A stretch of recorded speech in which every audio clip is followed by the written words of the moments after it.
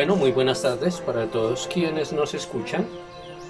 Eh, este es el nuevo episodio número N más uno No sabemos ya en cuál vamos. de Dreamcasteando. Yo no tengo ni idea. Yo tampoco.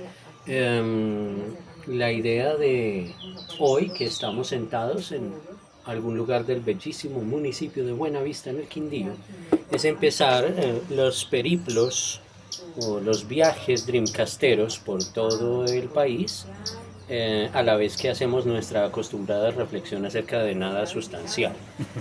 Y, y que nos gastamos una hora filosofando acerca de específicamente pocas cosas relevantes. Pero bueno, la idea es esa, es pensar y reflexionar tantito sobre cualquier cosa que se nos ocurre. Como siempre, para este capítulo hicimos un sorteo. Ganó el tema de los viajes.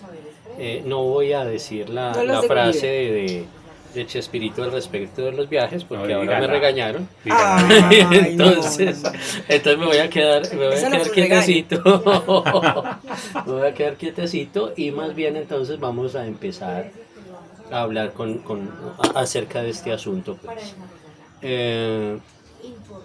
Pues ya que me correspondió, entonces digamos que voy a seguir mi discurso, mi monólogo no acostumbrado, hablando de que el viajar no solamente es el hecho de desplazarse físicamente de un punto A a un punto B, como lo enseño en física, sino que está constituido por un montón de actividades, de actitudes y de probablemente incidentes que se suceden cuando uno cambia su lugar normal de permanencia por uno diferente. Pensando en esto, una vez que asignamos el tema, entonces me puse a pensar como en dos maneras de describir esto, y en realidad no salieron dos, salieron como chorro mil. Entonces mencionaré unas cuentas que resultan medianamente relevantes. La primera es el viaje interno, que supongo que por ese lado nos tocará a Oscar ahora bastante. El viaje hacia el conocimiento particular, individual, esotérico, místico de cada uno de nosotros. Nos está acompañando una hermosa pareja de eufonias aquí al ladito.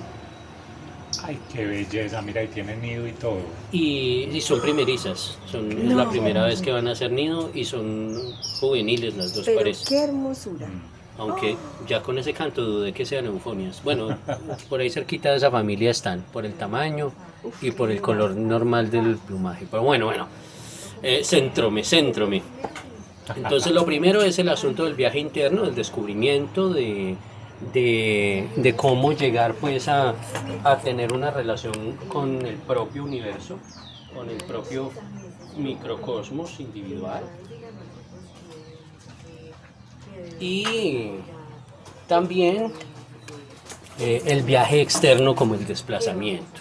Sin embargo, pues ustedes saben que yo tengo una visión tantito más amplia en muchos sentidos acerca de esto. No quiere decir que sea más profunda, más importante, pero sí más amplia. Entonces podría, por ejemplo, empezar a hablar acerca de cómo con cosas tan conocidas pero tan desconocidas alrededor del mundo, como por ejemplo la ruta de la seda, se sucedió un intercambio que no solamente es económico, sino que acaeció en la historia humana un intercambio cultural y humano de una envergadura totalmente insospechada. Hacia grandes rasgos, cuando antecitos de la fundación, pues propiamente la ruta de la seda, cuya denominación es recién del siglo pasado, de mano de un antropólogo y arqueólogo alemán, que la nombró así porque tal vez el producto más famoso que había o que se traficaba por esa ruta era la seda, aun cuando era cerámica, plata, etcétera, etcétera. Justo antecitos de eso, el imperio indio, si se pudiera llamar imperio, llamémoslo reino, que es más adecuado. El reino indio fue unificado por un rey que se llamaba Ashoka, pero ojo, a los fanáticos de Star Wars que nos siguen, no Ahsoka Tano, no, Ashoka, ¿cierto? Entonces Ashoka logró unificar todo el subcontinente indio y como al hombre le gustaba el budismo, entonces empezó a mandar emisarios, lo que nosotros llamaríamos misioneros, hacia todas las direcciones posibles, incluso llegando a reconocerse la presencia de misioneros budistas en el Mediterráneo. Gracias a Ashoka penetró el budismo en China, ya que era compatible pues con el asunto de las teorías y de la doctrina de Confucio, pero eso no solamente movilizó la religión, sino que también movilizó la cultura.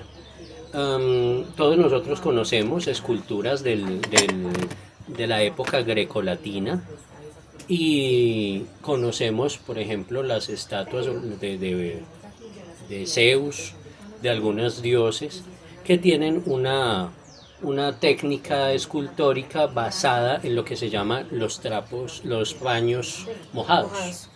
Los paños mojados son una textura que se le da a la ropa del retratado en la escultura, que hace un montón de pliegues y una sensación de peso y de plasticidad pues al mismo tiempo en las capas, en las túnicas, etcétera, que a medida que ese intercambio a través de los viajes que discurrían por la ruta de la seda se fue dando, se filtró hacia uno de los puntos más interesantes del budismo, más importantes del budismo, que no fue precisamente China o la India, sino Afganistán. En la época previa a todo este problema de luchas religiosas internas que ha tenido este desértico pero bellísimo país. Incluso en arte, no sé si Valentina lo conozca, hay un estilo que es el romano-budista, que es una mezcla de las dos cosas, ¿cierto? Es una mezcla en la que se vuelve casi indisoluble la manera como se representa tanto a las deidades orientales como a las deidades occidentales, con una mezcla pues tremendamente fusionada de los estilos artísticos con que se suelen representar. Entonces, allí lo que podemos decir en primera instancia es que el viajar no es solamente moverse y ver, o lo que hacen los turistas de hoy en día. Cito a un señor de Finlandia aquí en el Quindío, que alguna vez sentados charlando con él en el parque decía que a él le parecía terrible que los turistas de hoy en día eran una mano de tontos zombies con botellas de agua plásticas en la mano, que en realidad no miraban nada, ni se interesaban por nada, ni por la historia, ni por la cultura, ni por hablar con la gente, sino en andar con las botellas de agua en la mano, tomarse fotos, comer alguna cosa, devorarla sin probarla e irse. Asunto en el que tiene bastante razón, al menos en el tipo de turismo que nosotros vemos aquí en nuestro eje cafetero. Eje cafetero entre comillas, porque ya casi es eje aguacatero, pero bueno, eso es otro negocio. O platanero. Es otro podcast. Sí, eso es para otra cosa. Entonces, yo quiero como partir de ahí, ¿cierto?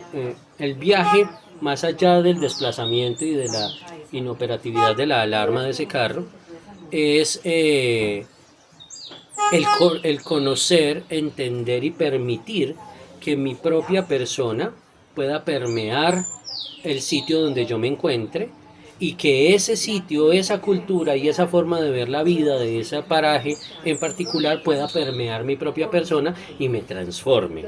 Porque eso es lo que en realidad sucede cuando yo viajo conscientemente. ¿Cierto? Pues yo querría partir de ahí y ya después le doy un toque un poquito más digerente al asunto. Bueno, qué bueno se siente no tener que pasarse el micrófono, ¿no? Sí. Genial. De hecho iba a ser el impulso de... Bueno, primero decir que este primer viaje a Buenavista es una maravilla. Empezó de una manera maravillosísima. Además el día nos ayudó, que ha Un estado día lloviendo lindísimo, durísimo. un día lindísimo, una compañía también súper especial. Eh, y digo esto porque quiero articular con lo que tú estabas diciendo ahora, que el viaje en realidad no se convierte tanto, o digamos que era parte de lo que quería decir, sí en el destino muy importante, pero en el recorrido como tal, ¿no? O sea, disfrutar del recorrido, del viaje, del trayecto, del camino y poder asombrarse con cada detalle que hace parte de ese trayecto, ¿no? Entonces, de hecho me vine pensando en eso desde que salimos del punto de encuentro hasta que dimos toda la vuelta y salimos por otro lado y Ah, no era empezamos mareo. a venir, no, no era mareo, era que estaba pensando una cantidad de cosas al respecto de eso. Y entonces tú decías en el tema de no es pasar de un punto a otro, ¿sí? Es disfrutar esa línea que tampoco es recta de ese punto a otro, ¿no? Porque eso implica, ese recorrido implica pues una cantidad de variables, ¿no? Viéndolo, digamos, desde la perspectiva interna, como decía Héctor ahora, pues nuestro paso por la vida en realidad es un recorrido y un camino que a mi modo de ver, obvio muy personal, pues básicamente es disfrutar del camino, ¿no? Entonces la gente está buscando todo el tiempo la felicidad y llegar a un punto muy feliz y se le olvida entonces disfrutar de ese camino y de ese recorrer, ¿no? Porque está buscando como un loco la felicidad, pensando que la felicidad está por allá, de pronto en el... ¿En Cancún? No, en donde está el punto de final del arco iris, que es La olla de oro. la olla de oro llena de monedas, ¿cierto? Y está el duende ahí pues esperándonos con él. No, en realidad la felicidad no es tanto llegar a un punto. Yo pienso que en este último tiempo, sobre todo pues en mi vida, articulándolo también con eso desde mi perspectiva, es más como disfrutarse y gozarse el compartir alrededor. Por eso es que a mí me dicen, por ejemplo, vamos a grabar mañana en Buenavista y yo me pongo súper ansiosa y digo, ay, qué chévere, más porque vamos a llegar que por todo lo que implica, ¿sí? Todo el alistamiento, el compartir que vamos a tener, la compañía que vamos a tener, lo que nos vamos a encontrar en el camino. Almorzamos una delicia, un sitio donde pudimos sentarnos a escuchar música alrededor y evocar una cantidad de recuerdos y compartir una cantidad de cosas que definitivamente son muy espontáneas, ¿no? Entonces para mí la percepción de los viajes, más que llegar al punto y salir de otro, es el recorrido que hay entre los dos puntos de salida y llegada, ¿no? ¿A dónde quiere uno llegar siempre en la vida? Esa es una pregunta supremamente amplia y es que en realidad si uno se pone a trascender un poco más el tema de los viajes, pues la vida está llena de viajes. La cotidianidad está llena de viajes, está llena de recorridos, ¿sí? Y también lo articulaba un poco con algo que quiero como empezar a picar y luego, como dice Héctor, le daremos puntadas finales, es el tema de en ese recorrer pensar en lo que hablábamos el otro día del proceso creativo, ¿no? Porque en sí mismo, digamos que yo que siempre acudo a esa creatividad cotidiana, pues la creatividad para mí es como un viaje, ¿no? Y escribí algunas cosas acerca de eso cuando estaba pensando, por ejemplo, de qué podría hablar hoy. Y me quedé pensando en muchas cosas que hablamos en nuestro último episodio acerca de la creatividad. Y estaba pensando en que la creatividad, de alguna manera, es como una especie de viaje. Es decir, cuando tomamos la decisión de crear algo, ¿sí?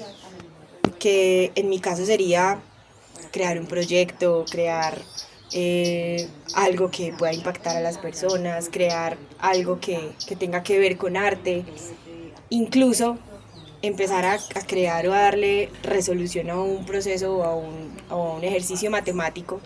Eso implica un trayecto que nos hará llegar a ese objetivo que nos queremos trazar. Y cuando estaba pensando en eso, en el tema del proceso creativo, en darle vida a las cosas, pensaba en que, por ejemplo, yo me disfruto un montón ese camino de darle vida a las cosas, ¿cierto?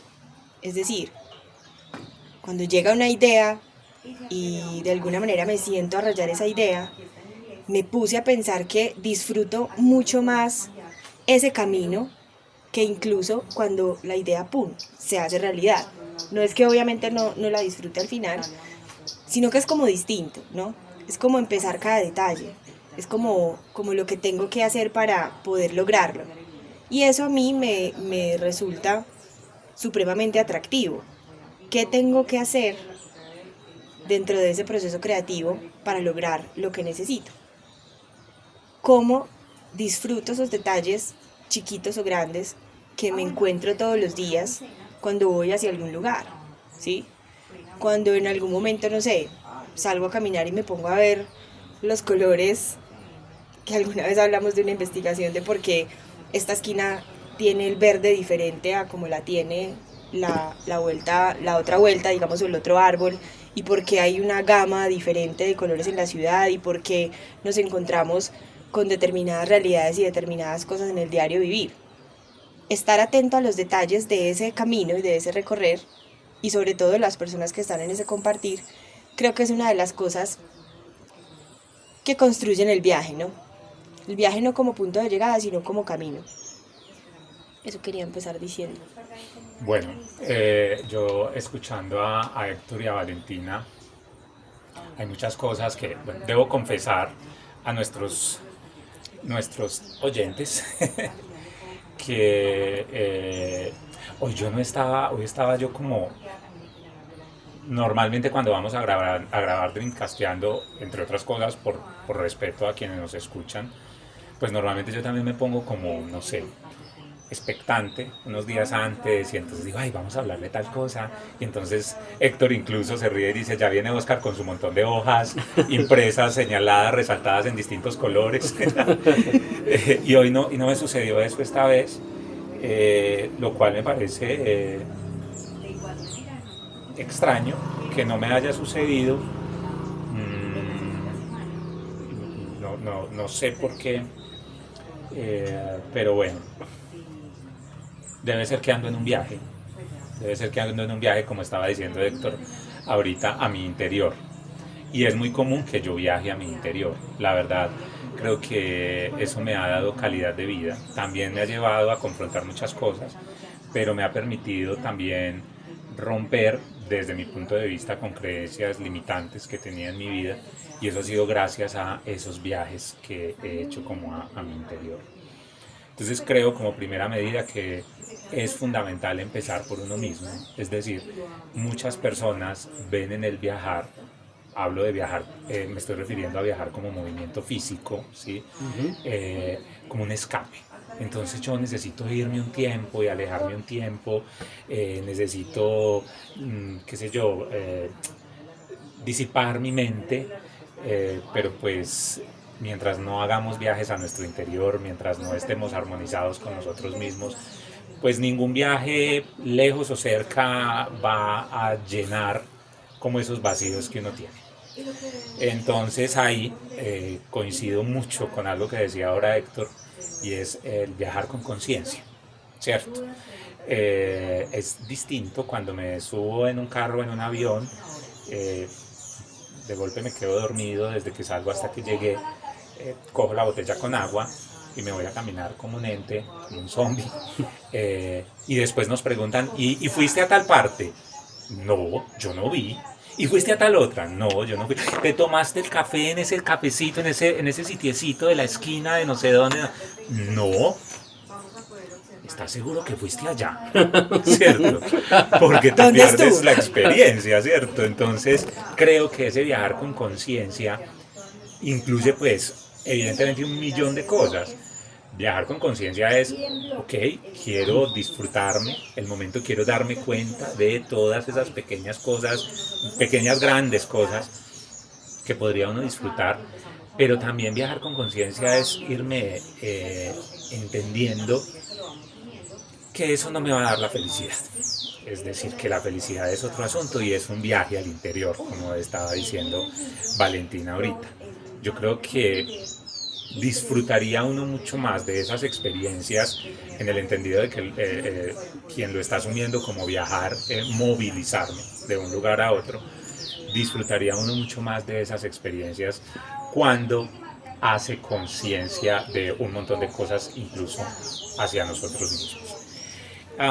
Lo otro también que estaba pensando, hablando de, sobre todo porque nosotros aquí en el eje cafetero, pues siendo una zona que se volvió tan turística en los últimos años, pues ya estamos viviendo, como diría mi abuelita, en carne propia, lo que han vivido pues los sitios en el mundo que son tan turísticos. Yo recuerdo, alguna vez estaba yo de paseo en Venecia y me sorprendía que la gente de Venecia, la gente que nació y creció allá, pues evidentemente no quiere a los turistas. Les parece terrible. Pues sí, me pareció terrible a mí, que no soy de allá, y yo decía que es esta montonera de gente tan impresionante que no había por dónde caminar. Y pensaba, en nuestro caso, pues en lo particular no es que yo no quiera a quienes nos visitan, pero sí creo que tenemos un turismo al que le falta mucha conciencia, y se me vino a la mente algo, y es el respeto. El respeto por la cultura del sitio donde vamos, el respeto por esas costumbres, el respeto por la vida del otro, por no ser como tan invasivos cuando estamos viajando físicamente, cuando vamos a otro sitio, digamos, otro espacio geográfico. Uno debería llevar desde el momento en que sale de su casa hasta el momento en que regresa. Bueno, siempre en la vida debería llevar digamos, ese valor, pero ahí sí que mucho más. Yo creo que así como empaca uno la camisa, los zapatos, el bloqueador y el no sé qué, debería empacar en su corazón el respeto. El respeto por ese sitio a donde vamos a llegar, por ese cuidar de ese sitio. Hoy estamos en Buenavista, ahora hablábamos, pues Buenavista es un municipio muy pequeñito, y pensaba yo, hoy precisamente que vamos a hablar de viajar, pensaba qué sentirá un habitante del municipio cuando viene tanto turismo que de golpe puede no respetar sus tradiciones, ¿cierto? Que de golpe puede ser invasivo en sus formas de vivir, de pensar, incluso en sus formas de relacionarse, pues porque esta es su vida y este es su mundo, como nos pasará a nosotros en Armenia o en Manizales, y como le pasará a la gente en Venecia, ¿cierto? Entonces el respeto me parece importantísimo. Y creo también que cuando hacemos viaje al interior, o incluso cuando alguien nos permite viajar a su interior, pues con mayor razón debemos empacar ese respeto, ¿cierto? Entonces yo creo que hay tantas formas de hablar del tema de viajar, entendiendo, como ahora miraba que de hecho la palabra viajar etimológicamente viene de camino, ¿cierto? O sea, viaticum creo que quiere decir camino, no es un camino. Y también me conectó mucho lo que estaba diciendo ahora Valentina, y es que la vida misma es un viaje. ¿Qué tanto estamos disfrutando este viaje, cierto? Yo también ahorita incluso nos estábamos riendo porque veníamos en el carro de Héctor y atrás veníamos 3 amigos. Encima, ¿y por qué no empacamos mecato? ¿Cierto? Qué rico haber estado mecateando aquí atrás y charlando, y veníamos igual charlando muy rico. Yo traía mucho sueño, pero el chisme me pudo más y no me quedé dormido. Y qué rico haberme cateado, ¿cierto? Entonces como que qué rico disfrutarse uno de eso, con quién va, quién lo está acompañando en ese camino, qué tan interesante puedo hacer diría yo que ser mucho más interesado que interesante, ¿no? Ajá. ¿Qué tanto me intereso por la cultura de ese sitio, por las personas con las que voy? ¿Qué tanto me permiten viajar? Y también recuerdo que uno debe escoger, tanto en los viajes de movilidad física como en la vida, escoger muy bien quiénes son sus compañeros de viaje. Dicen por ahí que uno no reconoce a los buenos amigos hasta que no pelean, o que más que buenos, que tan fuerte es una amistad, hasta que no hay una pelea, hasta que le prestamos plata o nos prestan plata, y que viajemos juntos, porque viajando conocemos mucho a los demás, ¿no? Pues es una prueba de la tolerancia de un montón de cosas, y en la vida también, ¿no? En la vida también. Ok, por ahí nos pusieron musiquita de fondo. Ojalá no nos vaya a saltar el copy en YouTube. Ojalá YouTube no vaya a brincar por la musiquita de fondo. Otra cosa que a Salta mientras estábamos hablando. ¿Qué tal que hubiera traído hojitas, cierto? ¿Cierto? Yo te dije ahorita vas a arrancar, claro. ¿Qué estamos buscando cuando viajamos? ¿Cuáles son esas memorias que tenemos los seres humanos que nos han invitado a movilizarnos a través de la historia, ¿cierto?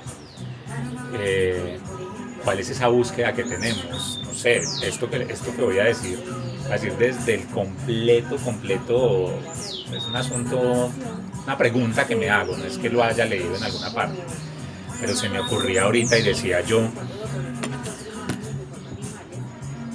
¿realmente qué hay detrás del deseo de viajar?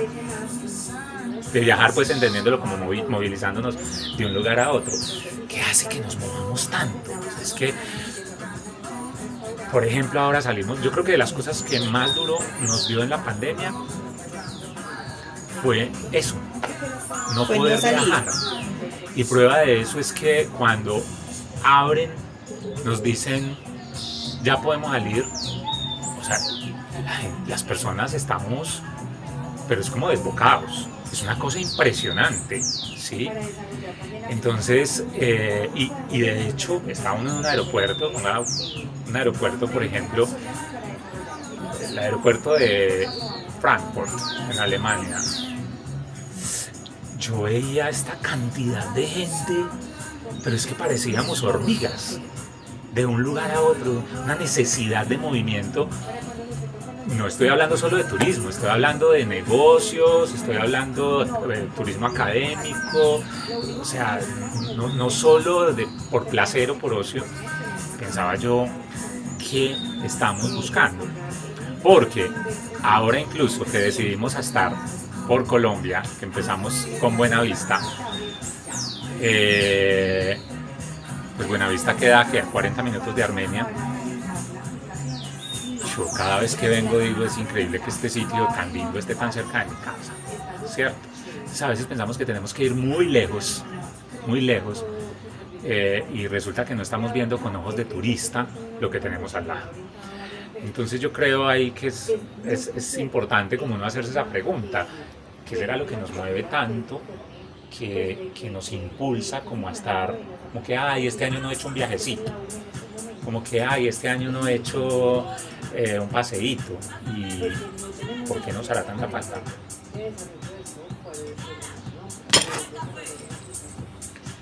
No, pues es que ahí la cosa es antropológica. La cosa es antropológica, es que nosotros como seres humanos somos eminentemente nómades, nómadas según otros, ¿cierto? Entonces ahí el asunto es que nosotros siempre miramos como humanos, miramos al horizonte y decimos, ve, y eso de allá, ¿qué será? Ajá. Yo quiero ir a ver. Ajá. Y entonces por más que hoy en día tenemos a Google Maps, a Google Street View, a un montón de posibilidades pues de visitar cosas de manera remota, que antes se suplía esa necesidad de viajar, por ejemplo, con los libros, con los relatos y las descripciones de los autores, de los escritores. Nosotros siempre queremos ir a percibir con todos nuestros sentidos, con nuestra piel, con nuestros ojos, etcétera, el ambiente de ese lugar lejano que alcanzamos a percibir, así sea por referencia. Entonces la búsqueda inició con lugares mejores para cazar, donde se obtuvieran mejores presas, lugares mejores para recolectar unas frutas un tantito diferentes, que no nos dieran tanta monotonía pues de siempre comer lo mismo o de siempre estar como en las mismas y con los mismos. Entonces esa movilización humana es el motivo por el que nosotros estamos sentados aquí, porque si los humanos no fuéramos inherentemente nómadas, pues primero seríamos poquísimos y estaríamos amontonados según las teorías antropológicas en África, allá pues todos viviendo de las fruticas y de los palitos, y sin importar que hubieran pasado miles de años. Pero entonces es ese eterno deseo de descubrir el que nos obliga a movilizarnos, aun cuando nosotros llegamos a un punto culturalmente en el que nos acostumbramos, y digo cultural que no genéticamente, a estar en un sitio, a querer una casa, a querer un asentamiento donde envejecer y donde pasar y ver nuestros últimos atardeceres. Y eso que es una cosa bastante antioqueña, bastante colombiana, pues casi en general. Y hemos aprendido a ponernos óbices autoimpuestos a esa necesidad de movilización. Cuando hablo, por ejemplo, en términos de logística internacional y de esto en las formaciones que doy, le llamo mucho la atención, o le jalo las orejas a quienes estudian conmigo, acerca de que en el Quindío, en Antioquia también sucede con un alto, aquí sucede con el alto de la línea. Ajá. Nosotros en el Quindío le tenemos pavor a la línea. ¿Por qué? Porque decimos, ve, vamos a tomar tinto allí a Cajamarca, vamos a Ibagué a pueblear a cualquier cosa. No, subir la línea.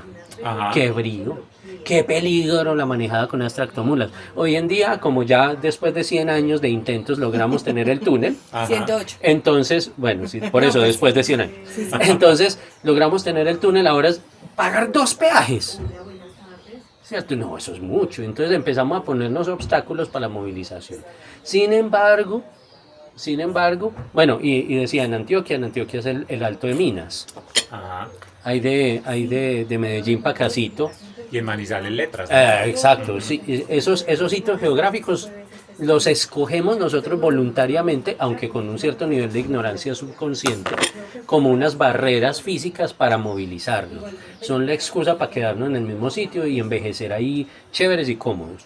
Pero es en últimas la posibilidad de movilizarnos lo que de verdad nos enriquece como ser humanos, y digámoslo así, me atrevo a mucho y paso por encima de muchas cosas al decir, al sentirnos realizados como seres humanos.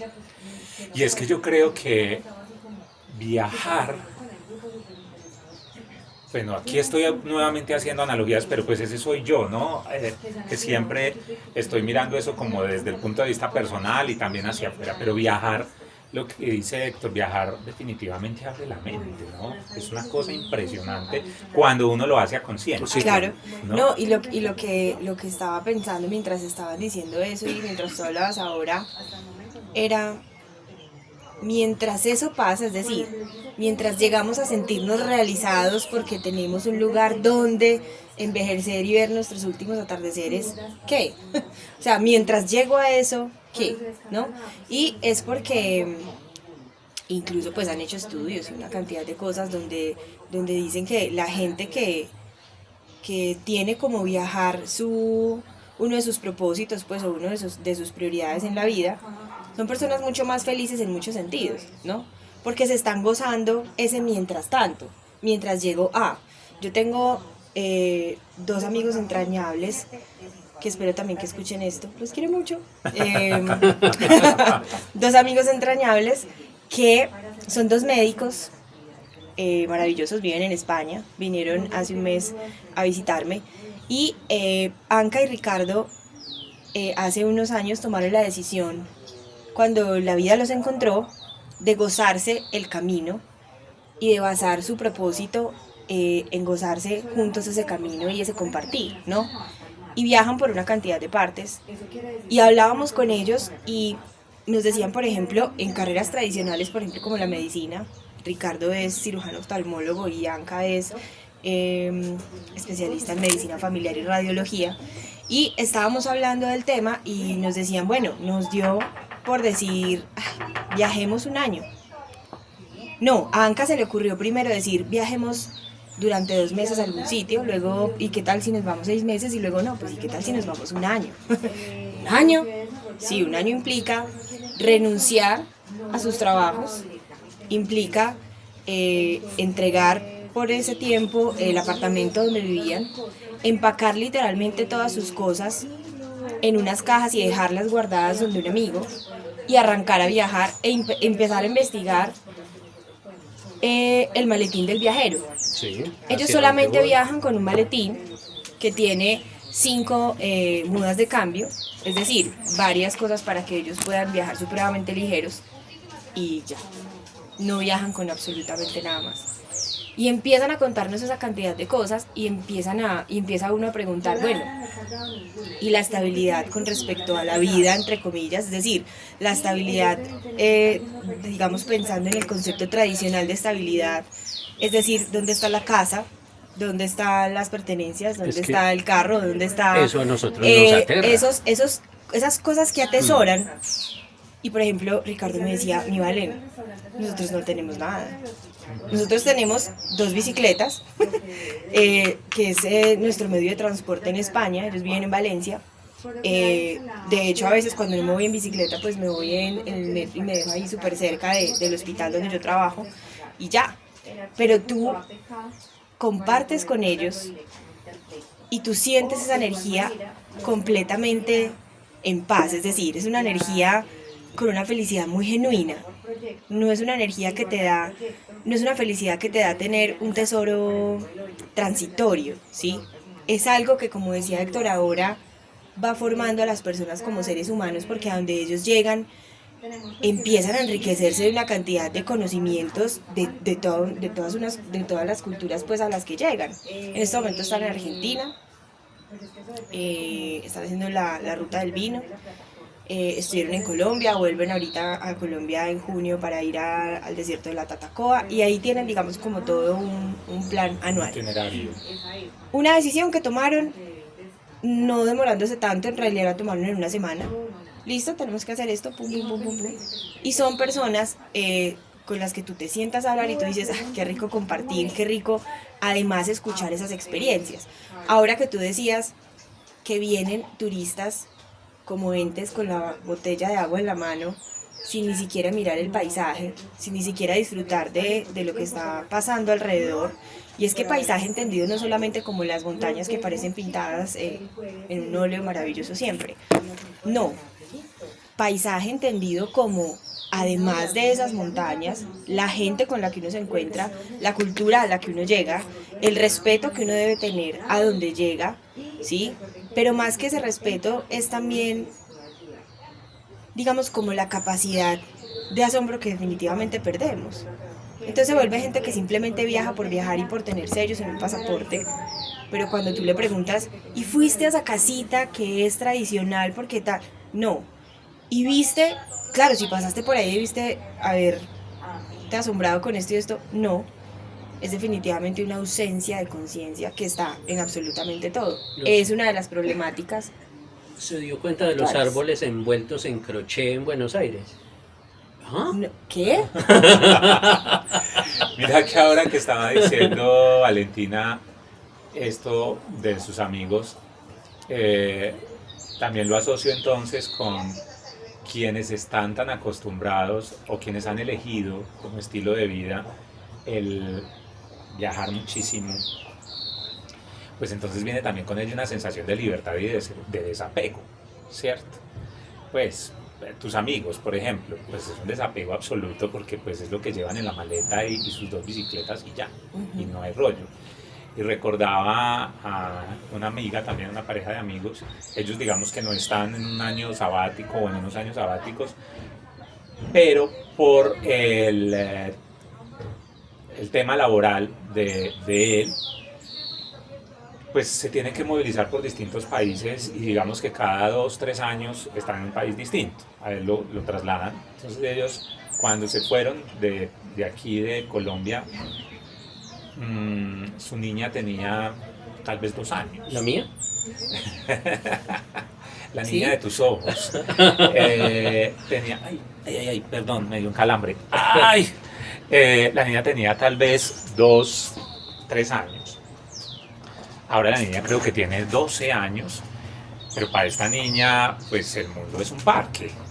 Claro. O sea, ella toda su vida, cada 2 años se mueven y además cada vez que se van, pues venden lo que hay. O sea, ellos van con maleta, punto. Entonces a donde llegan vuelven y compran escritorio, cama, comedor, no sé qué, 2-3 años vuelven y se mueven. Entonces, yo veía a esta chica y ella no tiene problema con nada. Hablo de la niña, de 13 añitos. Pues, es cero apego, cero rollo, porque pues para ella eso es su estilo de vida. Yo creo que en sus 13 años se han movido 4 o 5 veces. Y no 4 o 5 veces de ciudad, ni de casa, de país. ¿Cierto? Entonces han llegado a otras culturas y como que la niña no le ve rollo a nada. Ah, colegio nuevo, bueno, sí, colegio nuevo. Amigos nuevos, bueno, sí, amigos nuevos. Idioma nuevo. Idioma nuevo, ah, sí. Claro, es Pues, maravilloso. entonces yo pensaba, de hecho, mi amiga me decía alguna vez, pienso mucho en ella. Y yo le decía, yo creo que para ella esto es lo mejor que ha podido suceder en su vida, desde mi punto de vista. Pues es que está creciendo, creo que sin miedo a un montón de cosas. Empezando porque crece sin miedo a algo que es impresionante en los seres humanos, y es el miedo al cambio. Tiene miedo del cambio. No, y que si a eso vamos, es un miedo fundado generación tras generación que no debería existir porque en realidad todos deberíamos ser habitantes del mundo. Es decir, todo esto definitivamente es nuestra casa. Entonces lo que tú decías ahora de para ella el mundo es un parque, pues es maravilloso. Y además esa construcción que ella hace cada que tiene un viaje distinto de amigos nuevos, personas nuevas, cultura nueva, idioma nuevo, absolutamente todo nuevo, pues definitivamente es como una sabiduría interna muy linda. ¿Sabes? Bueno, ahí ustedes saben que yo me invento categorías y cosas para todos, ¿sí o no? Yo ahí yo distingo dos tipos de personas fundamentalmente. Afortunadamente creo que para esas categorías mías yo pertenezco a la parte chévere. Yo llamo a eso la mentalidad del príncipe y la mentalidad del granjero. Me explico.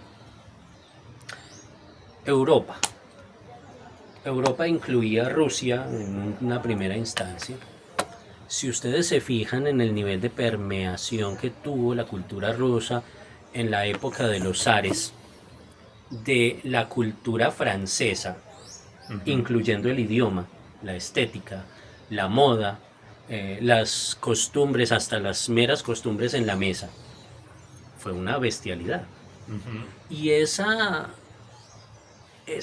vaina sucedió fundamentalmente, hablemos del último pedacito del zarismo en Rusia, porque el rey de Inglaterra,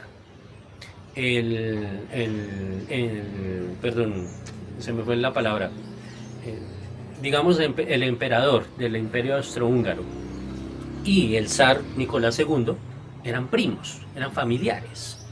Entonces ir desde Rusia o desde San Petersburgo hasta Londres, pasar por Berlín, era el paseo normal, ¿cierto? Normal, hay que ir a para visitar ellos. a la familia, eso sí se odiaban y se tiraban machete todo lo que Con podían. muchas familias, Sí, los claro. entre primos Eso iba a decir, también. Pero- sí, claro, sí, sí. pero- Vas al primo que no queremos para Pero que entonces esa universalidad es la vida del príncipe. Nosotros, bueno, gran mayoría de nosotros vivimos con la mentalidad del granjero. Es, yo no me puedo ir de aquí. Claro, ¿cómo Porque- dejo este pedacito de tierra? Exacto. O sea, yo me voy y se me roban las vacas. Me voy y el perrito me deja de querer, ya no me volea la cola cuando yo vuelva. Entonces es una sensación de apremio por la Posesión. propiedad y Esa por posesión. estar ahí. Es esa y- sensación y- de ánimo y señor y dueño. Exacto, y me voy a quedar sin nada donde me llegue a mover, que es absolutamente esclavizante del espíritu humano. Correcto. Yo digo que afortunadamente, y aun cuando he tenido vida de granjero, tengo mentalidad de príncipe. Siempre me he movido por donde he querido y como he querido. Hasta hace poquito yo decía que no me coincidía el estrato socioeconómico con el mental. Eso, yo quería hacer un montón de cosas, pero no tenía un peso para hacerlas, ¿cierto? Pero es eso. Esa discordancia a mí me parece sana, porque le permite a uno movilizarse, trabajar, construir para poder hacer lo que uno quiere llegar a hacer. En cambio, cuando uno está perfectamente cómodo donde está, cuando le encanta o sufre en silencio el cumplir un horario, ser un, entre comillas, proletario, parte de la masa, así que alimenta y enriquece a los dueños de las empresas, pero uno vive con el mismo salario de siempre y no hace nada por uno mismo, es una cosa muy distinta, ¿cierto? Es una cosa muy distinta. Entonces digamos que, hablando de lo que ustedes hablan, a mí me gusta viajar más inmersivamente. Entonces, en ese momento yo me recorrí la mitad de Sudamérica. Un día estaba en la comida de cumpleaños de mi mamá, estábamos todos sentaditos en un centro comercial y dije, me voy para Machu Picchu. Y entonces todos me miraron y como, ¡ah! Oiga este. Y a los 8 días estaba arrancando a las 4:30 de la mañana en la motoneta rumbo a Machu Picchu. Entonces, ¿qué hice? Moverme por tierra, hablar con la gente, conversar con el taxista en Lima, averiguarle por qué todos los taxis están espachurrados en Lima, todos tienen golpes. Cuando usted ve un taxi, la gente, en serio, en Lima, por ejemplo, cuando ve un taxi que está incólume, limpiecito, no tiene ni un estrellón, no se sube. ¿Verdad? Sospecha. ¿Y por qué están apachurrados? Porque nadie respeta nada, es peor que el Cairo. Así son en Italia. Sí, eso Sí. todo el mundo anda Carros- espachurrado. Casi todos los carros tienen la cola Hundida. Sí. Y es porque Es ellos pum, pum. pues dejan los carros parqueados sin emergencia para poderse mover entre ellos Sí. y empujarse con la cola. Correcto. De verdad, Sí, era como de video. para poder mover el carro para adelante, entonces llegan y ¡plum! Lo empujan y que se vaya un tricito para Para poderme ellos meter. poderse meter, sí. Correcto.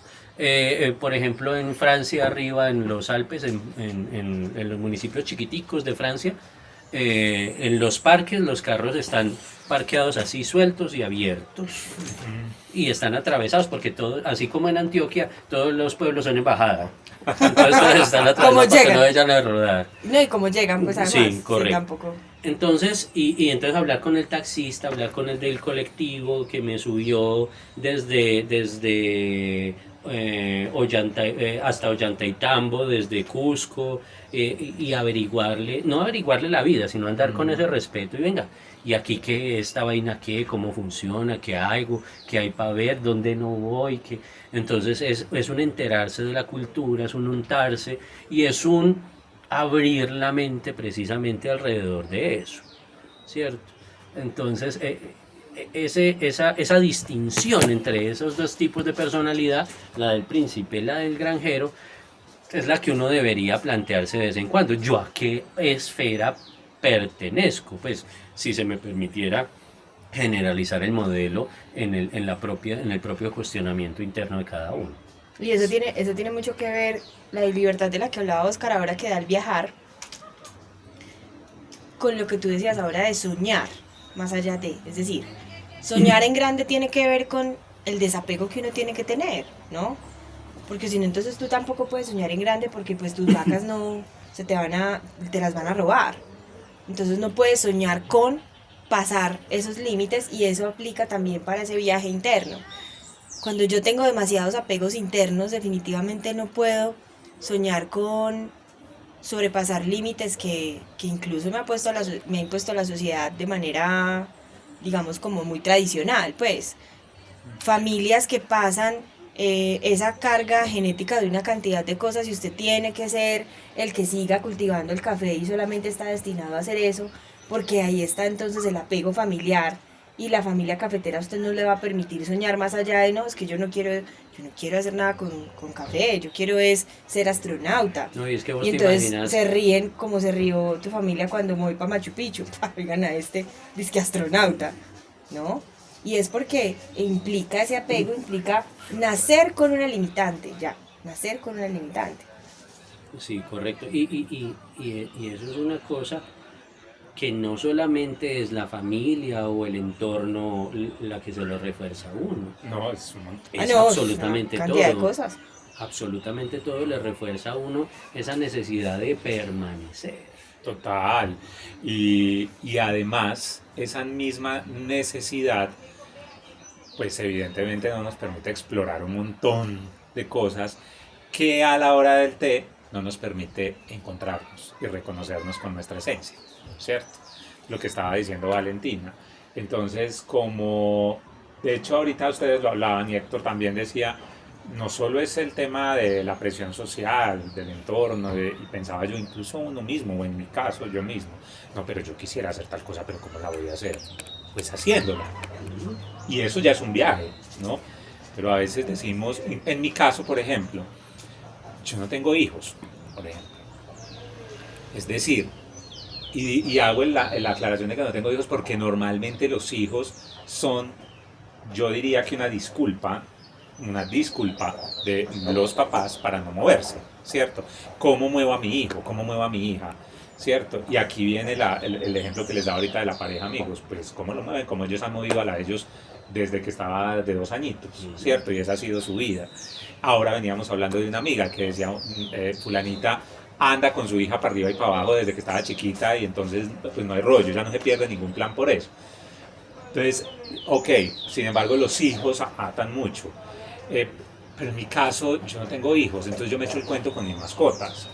Lo que voy a hacer con mis perros y mis gatos, ¿cierto? Si me voy, si me muevo. O sea, uno todo el tiempo incluso se está auto imponiendo cosas para no explorar esas nuevas posibilidades.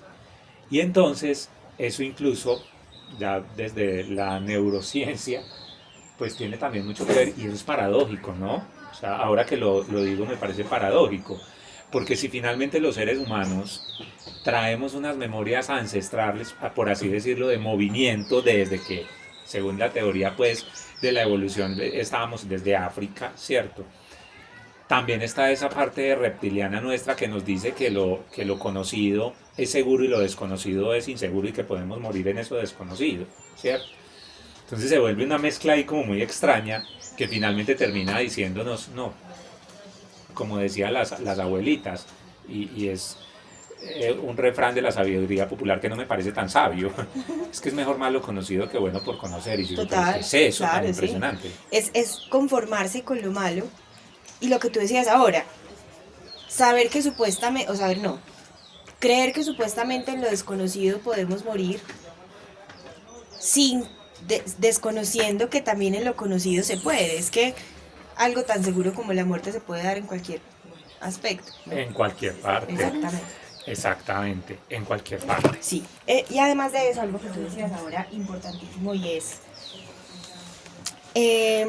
lo de los hijos, ¿cierto? Digamos que ahí va también el tema de mi perspectiva como madre. Entonces, alejándome del tema de no puedo salir porque tengo hijos y se vuelve, digamos, una excusa, los hijos a uno lo ponen muy ejecutivo. Es decir, José me pregunta a mí, mamá, quiero ir a acampar. Sí, mi amor, hay que ir. Lo que uno contesta como no sabiduría popular. En estos días vamos. No, un día de estos vamos, exacto. Un día de estos vamos. O qué rico que vayas, pero uno se queda por dentro, qué Claro, miedo, no. qué va a pasar. Un día de estos vamos y él me dice, pero un día de estos es ¿cuándo? Ajá. Necesito que me digas qué día, a qué horas y cuándo nos vamos. Y uno, ¡oh! Claro, empieza uno a asumir el papel de productor ejecutivo de esas ideas que van surgiendo, ¿no? Yo lo pongo más desde esa perspectiva, más de las excusas. Obvio, es mi experiencia como mamá. José, por ejemplo, me ha puesto a darle acción a una cantidad de ideas que a él le surgen, no solo por viajar, sino por hacer una cantidad de cosas. Volvemos a lo que yo decía al principio, del viaje en el que se convierte crear cosas y darle vida a cosas, ¿no? Mamá, quiero aprender a hacer origami, pero ya, acá tengo una hoja, hágale pues. Entonces la aventura empieza cuando, no, pues mira, qué tipo de papel vamos a usar, cómo lo vamos a hacer, qué figura vas a hacer, ta. Y así con una cantidad de cosas que se le ocurren a los hijos. Además porque los hijos no tienen el limitante que decía ahora Héctor de... ¿Cómo era? Se me van a robar las vacas. No, de mi estrato no... Ah, el mental no No cuadra está con el con el socioeconómico. No cuadra con el socioeconómico. Para ellos no existe el Esa límite, por limitación. ejemplo, del estrato socioeconómico. Entonces a ellos se les ocurre cualquier cosa cualquier día. Es que Alejo se levantó pensando un día de, mamá, mañana voy a ir a Japón. Y yo, ¡ah! No es que no puedas ir, pero para ir a Japón hay que hacer esto. limitaciones, claro. Y cuando le empecé a contar eso, que más como hacerlas ver limitaciones era, para esto hay un proceso, él me dijo, bueno, no, entonces no puedo ir mañana. Pero sí puedo ir cuando ya esté grande. Por ahí después de los 18 voy a Japón. Listo, ¿sí? Entonces, también mira cómo es de importante y la responsabilidad tan grande que tenemos nosotros los que somos padres o los que tenemos a alguien ahí atrásito que le va preguntando a uno esa cantidad de cosas y uno de manera inconsciente va contestando cualquier cantidad de cosas absurdas. Yo me he puesto mucho en la tarea y agradezco mucho esa conciencia que tengo de ser mamá, de pensar muy bien qué le contesto a mi hijo. No un día de estos, no, a Japón, no mi amor, estás loco, tú a Japón no puedes ir. nunca vas a ir a Japón. No, ya Es lo que mandó, estás muy sí, lejos. usted lo dejó. No, por favor. Él no me hubiera contestado ahí, voy después de los 18. Él me hubiera dicho, sí, bueno, no, mejor voy allí a jugar al parque. Pero ahora que estás diciendo eso, estaba pensando que entonces también el ser mamá o ser papá es un viaje. Pero, por favor, para el cual no existe. Tremendo viaje. Uy, mejor dicho. Además de que no existe un manual exacto que uno pueda, por ejemplo, buscar en YouTube un tutorial de ¿Qué hacer en cómo caso? ser Viene por el mamá. manual. ¿Cómo No, contestar a las preguntas Sí, fundamentales? exacto, sí. Por ejemplo, además porque es que esas preguntas vienen en cualquier momento. Mamá, ¿qué es el tiempo? Dios. Además porque yo tengo, para los que nos escuchan, José es un alma yo creo que muy vieja, porque me hace una cantidad de preguntas que vienen yo no sé de qué dimensión. Entonces a él se le ocurren cualquier cantidad de cosas. Ser mamá o papá es un viaje muy intenso, pero además de eso es un viaje lleno de aventuras si uno lo asume desde la conciencia que es, ¿cierto? No del por qué toca, ni Oh. porque toca cumplir obligaciones, porque ahí estaría uno cumpliendo la función del turista que está con la botella de agua como un ente, simplemente siendo mamá, ¿sí? Simplemente cumpliendo las obligaciones. Yo con mi hijo me divierto un montón.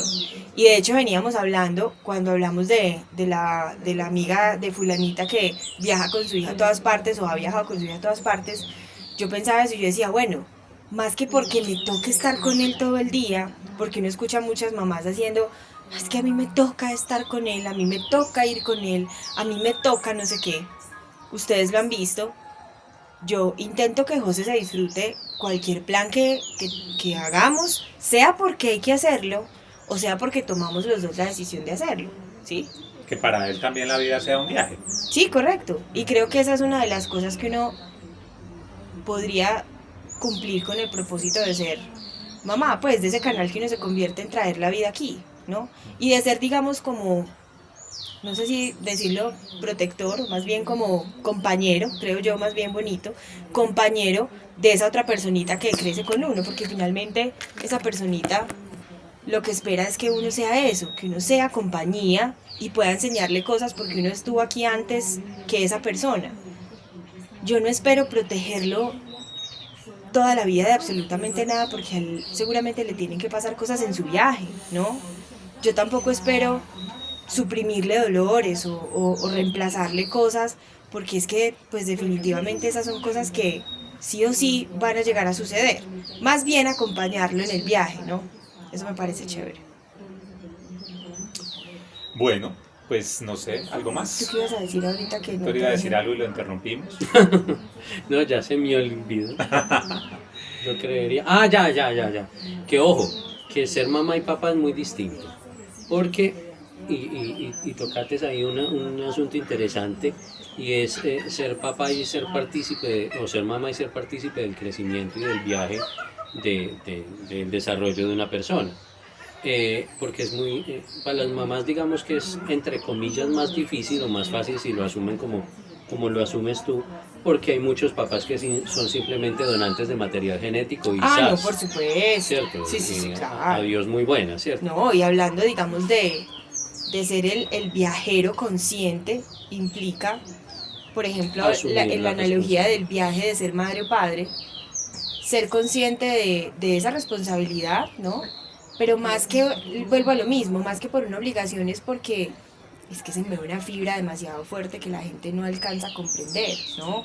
Entonces, pues hay papás que efectivamente solamente son donantes, no están ahí en la aventura, ¿no? No Bueno, se y tiran una- al suelo, pues. Y una cosa pues que antes de cerrar, de la que estábamos hablando, y fue el motivo por el que hablé de viajar con conciencia, es que cuando estuve pensando en lo de los viajes, pensé en un pintor que a mí me gusta mucho, en Jean-Baptiste Camille Corot, un francés. Resulta que Corot fue el que inició, de cierta manera, involuntariamente, naturalmente, el impresionismo. Sembró el germen del impresionismo y lo sembró a través de una habilidad que desarrolló tanto por el lugar donde nació como por el apoyo que le dio su papá para su formación, como como por lo que él asumió como persona que debía ser y hacer.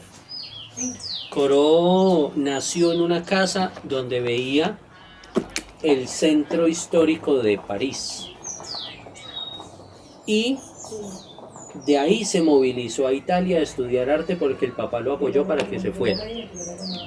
Y estudió en Milán y recorrió todo Italia pintándolo. Y el asunto de Corot era que solamente se permitía sentarse de 2 a 6 de la tarde a pintar, porque era la luz que necesitaba para pintar. Y cuando uno observa las imágenes de la obra de Corot, uno ve un punto focal que recorre todo el cuadro. Por lo regular es una sección vertical por todo el centro del cuadro, o tal vez en una diagonal muy, muy sutil, donde todo está perfectamente enfocado, iluminado y definido, y el resto es borrado. Eso tiene 2 motivos, y en él se ven 2 cosas diferentes, y eran los 2 tipos de viajes que él hacía.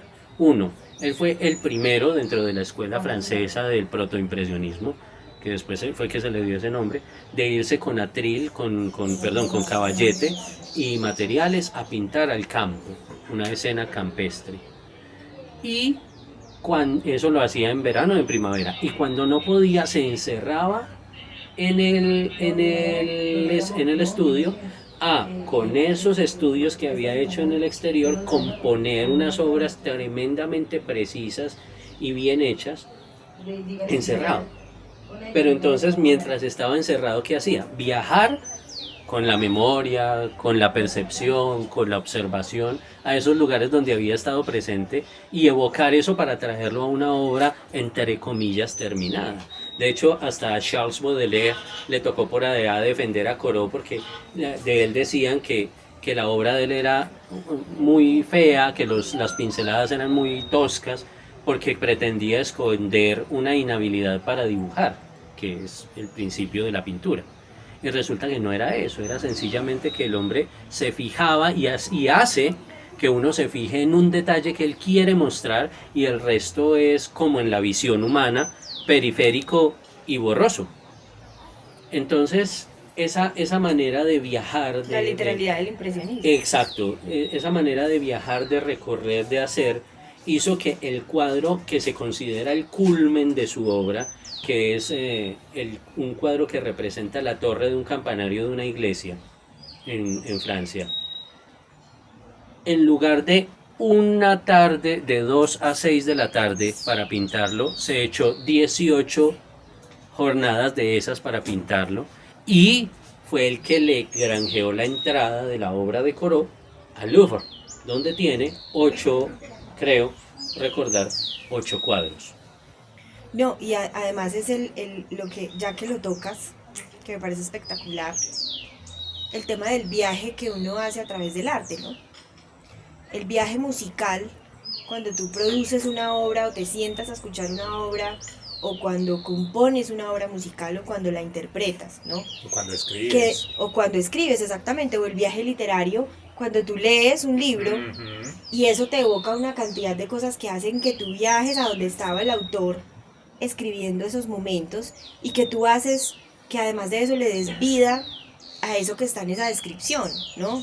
Cuando ahí se conecta, digamos, la subjetividad de cómo yo me paro frente a una escena, por ejemplo, literaria, que puede no ser la misma, o definitivamente no será la misma escena a la que se parará Héctor, aún siendo el mismo texto, ¿no? Aún siendo la misma obra artística, aún siendo, pues, artística hablando de pintura, aún siendo la misma pieza musical que escuchamos, ¿no? Entonces eso implica también un viaje a través de lo que hace que uno recorra, no necesariamente irse físicamente de un lado a otro, irse con la memoria a otro lado, irse con el corazón a otro lado, y además de eso tener como anhelo incluso estar en otra parte con otra persona. Es que Valentina, la romántica siempre sale. Pero sí, o sea, estar en un sitio y pensar en una persona y querer estar con esa persona en este sitio, eso también es un viaje, y es un viaje maravilloso, que hace parte del paisaje de la vida. No, sí, del paisaje cultural cafetero, no, del paisaje de la vida, ¿no? Ese paisaje entendido como recuerdos, memoria, realidades, cosas físicas, cosas intangibles, cosas, todo lo que hace parte del recorrer de la vida. De ¿no? hecho eso que estás hablando me trae a la memoria un libro que leí muy joven, a escondidas, porque tiene algunas escenas algo subidas de tono para los mojigatos, que se llama Shibumi, de un autor europeo que se pseudonimó a sí mismo como Trevanian, perdón, es que yo ando boleando las patas por todos lados. No te preocupes. Y el hombre hace un periplo por el mundo de la mano del personaje principal de nombre Nikolai Alexandrovich Hell, que inicia en una escena super hiper mega sangrienta, pero casi hiperrealista en el texto, porque cuando hace la narración, hace la descripción de una proyección en una pantalla de cine de unas cámaras que estaban grabando un ataque en el aeropuerto de Roma, y lo pone a andar a un cuarto de la velocidad. Entonces a esa velocidad describe. Entonces el nivel de detalle de la gota de sangre saliendo. Lo salpica uno. Claro, de la bala atravesando y zumbando por el aire.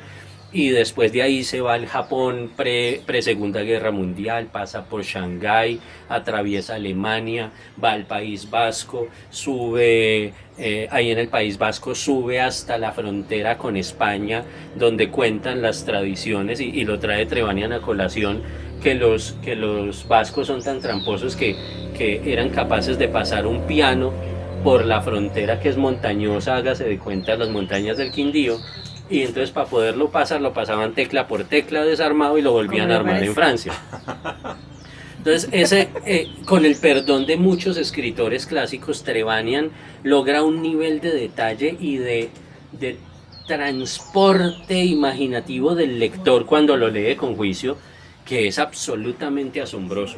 Y que hace, incluso si uno habla, por ejemplo, de alguna de las escenas de Trevanian con una persona que ha estado, que vive o que pertenece a esos lugares, le dicen, y usted ha estado ahí. Ajá. Y es precisamente por ese nivel de evocación. Y que es, claro, y que es además uno de los objetivos de la literatura. Pero por su pollo, o por el mío, no sé. Exactamente. Y además de eso, es lo que pasa, lo que ha logrado a veces Tarantino con su salpicadura de literalidad, ¿no? En las películas. Entonces Sí. uno ve a Tarantino y sale y dice, no, salentadísimo, porque, pucha, es eso, ¿no? Es poder, y miren qué poder tiene el arte en todos pues sus facetas, ¿no? Es un viaje, miren dónde fuimos a parar, en el viaje del arte. Arrancamos en el carro viajando para Buenavista y terminamos en el viaje universal del arte, sí, correcto. Bueno, entonces creo que me corresponde también cerrar ya que abrí y parece que tengo las llaves del candado. Entonces no me queda más sino, como siempre, despedir a nuestros escuchas, recomendarles que hagan clic en el botoncito rojo, clic en la campanita las veces que sean necesarias para que salgan las alitas esas que tiene al lado y las medio notifica, porque YouTube es medio loco con el algoritmo de notificación. Las alitas tienen esas cositas sí, que sí, denotan sí. el movimiento de la campanita. Las ondas. Esas onditas. Porque me imaginé unas alas ahí literal, Ay, pero de no Dios las he mío. visto. Ay, Dios mío. Y que pues ojalá disfruten como nosotros esta conversación. Si llegaron a este punto y están escuchando la recomendación de suscripción, pues les agradecemos mucho la paciencia y el interés, y nos vemos en un próximo capítulo de Dreamcasteando. Muchas gracias a mis compañeros de Periplo y nos oímos en una próxima oportunidad. Chao. En otro viaje. Si quieres detienes la grabación, ¿no? Pues digo.